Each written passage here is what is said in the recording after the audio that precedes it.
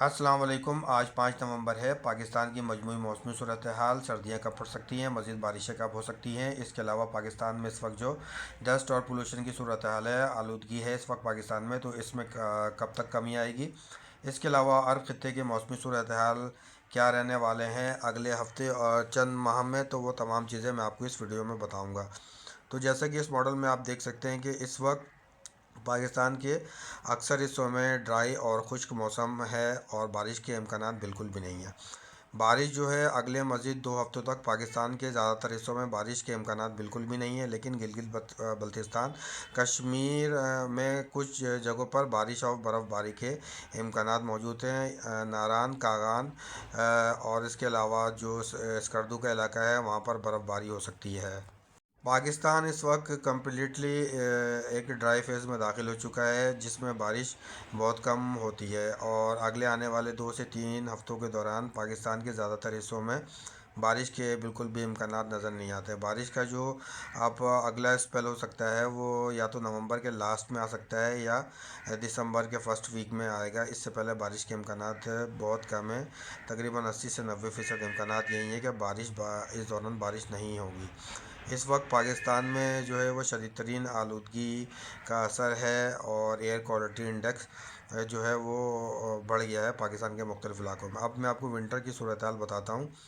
تو 10 نومبر کے بعد لاہور سمیت وسطی اور بالائی پنجاب میں جو ونٹر سیزن کا باقاعدہ طور پر آغاز ہو جائے گا اور ٹیمپریچر ڈراپ ہونے لگے گا، اور لاہور سمیت گجرات، گوجرانوالہ، منڈی، بہاؤدین، ناروال، قصور، سیالکوٹ، جھنگ، چکوال، اور اس کے علاوہ جو کوہاٹ کا ایریا ہے KPK میں، مردان، مانسہرہ، ہزارہ بیلٹ کا ایریا ہے، مالاکنڈ کا ایریا ہے، یہاں پر جو ہے وہ باقاعدہ طور پر سردی کا اچھا آغاز ہو سکتا ہے 10 نومبر کے بعد، لیکن سردی میں زیادہ شدت جو آئے گی وہ نومبر کے چوتھے ہفتے میں آ سکتی ہے۔ گلگت بلتستان کے مختلف حصوں میں اس وقت بھی ٹیمپریچر مائنس میں چل رہا ہے، لیکن زیادہ سردیاں جو اس ونٹر سیزن میں ہوں گی وہ ہزارہ، مالاکنڈ ڈویژن اور اس کے علاوہ گلگت بلتستان کے ایریاز ہوں گے، یہاں پر ہو سکتی ہے۔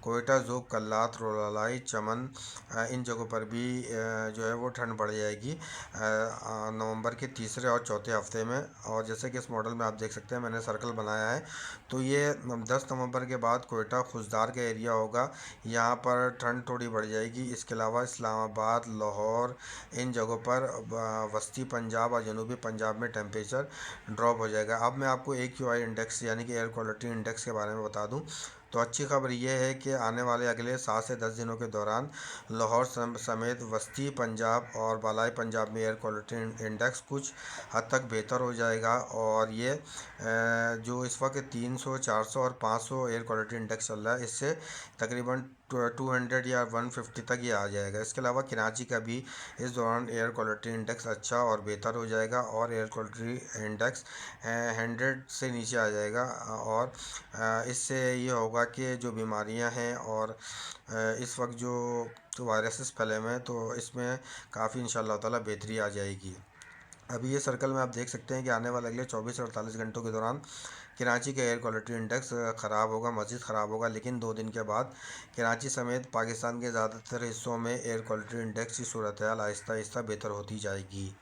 ایئر کوالٹی انڈیکس مزید جو خراب ہوگا وہ نومبر کے لاسٹ ویک میں ہو سکتا ہے۔ اب میں آپ کو نیا ٹراپیکل سسٹم جو اس وقت ویسٹ پیسیفک میں بن رہا ہے اور یہ خلیج بنگال میں آ سکتا ہے، تو اس کے بارے میں آپ کو بتا دوں کہ اس وقت ویسٹ پیسیفک میں ایک ٹائفون بن رہا ہے جو خلیج بنگال میں آئے گا، جس کی وجہ سے خلیج بنگال کا جو وہاں پر ایک سمندری طوفان بن سکتا ہے۔ اب یہ بحیرہ عرب میں اس کے کتنے چانسز ہیں کہ یہ بحیرہ عرب میں آئے گا یا نہیں آئے گا، اس کے بارے میں انشاءاللہ تعالیٰ میں مزید 2 سے 3 دنوں میں اس کے بارے میں ویڈیو بناؤں گا، لیکن نومبر کے لاسٹ اور دسمبر کے فرسٹ ویک میں جیسا کہ اس ماڈل میں آپ دیکھ سکتے ہیں کہ ایک سمندری طوفان بن سکتا ہے خلیج بنگال میں، اور اس کے بحیرہ عرب میں آنے کے کچھ امکانات ہیں، 50 سے 60% امکانات ہیں۔ اگر یہ بحیرہ عرب میں آتا ہے تو اس کا ٹریک کیا ہوگا، اور یہ پاکستان میں اس کے کیا خطرات ہو سکتے ہیں، کراچی سمیت سندھ اور بلوچستان کی ساحلی پٹی پر اس کا کیا اثر ہوگا، یہ انشاءاللہ تعالیٰ میں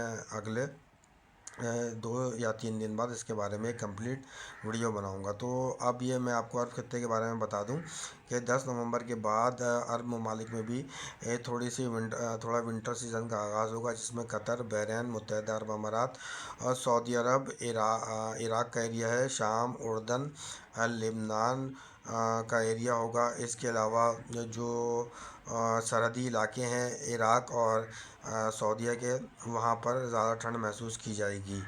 इस दौरान ओमान में भी जो नवंबर के 15 नवंबर के बाद थोड़ी सी विंटर वेव का थोड़ा सा असर नज़र आएगा। 15 नवंबर के बाद रेड सी के एरिया में मक्का मुकर्रमा, मदीना मनव्वरा, जिज़ान का एरिया होगा, और इसके अलावा अबहा का एरिया होगा, ताइफ का एरिया होगा। यहाँ पर बारिश के कुछ इम्कानात हैं। इस दौरान कुवैत में भी एक सिस्टम नज़र आता है कि यहाँ कुवैत में भी कुछ बारिश हो सकती है। कतर के करीब बारिश का एक सिस्टम बन सकता है, लेकिन कतर और बहरीन में ज़्यादा बारिश के इम्कानात जो नज़र आते हैं वो नवंबर के लास्ट या दिसंबर के फर्स्ट वीक में नज़र आते हैं। लेकिन मजमूई तौर पर विंटर सीज़न में अरब के ज़्यादातर हिस्सों में जो बारिशें होंगी वो थोड़ी कम होंगी, और विंटर सीज़न अरब ममालिक के लिए ज़्यादा अच्छा नहीं होगा। लेकिन रेड सी के पास के इलाकों में कुछ एक्टिविटी नज़र आती है। जनवरी के बाद अरब खत्ते में मौसम की सूरत हाल इंशाअल्लाह ताला कदरे बेहतर हो जाएगी। अब वीडियो के आखिरी हिस्से में मैंने जैसा कि बताया था 1 माह पहले कि पाकिस्तान में हेल्स के ख़तरात, मुंजमद बारिश के ख़तरात नज़र आते हैं।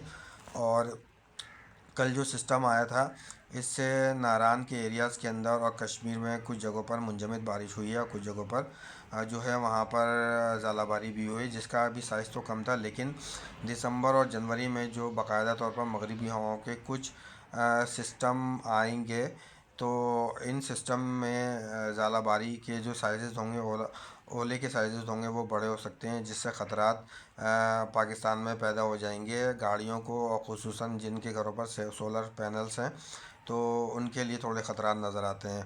और ये हेल्स के ख़तरात जो नज़र आते हैं वो दिसंबर के बाद जनवरी, फरवरी और मार्च, ये 3 माह होंगे जिसमें ये ज़्यादा ख़तरात नज़र आते हैं। इसके बारे में इंशाअल्लाह ताला अगली वीडियो में तफसीलात अपलोड कर दूँगा।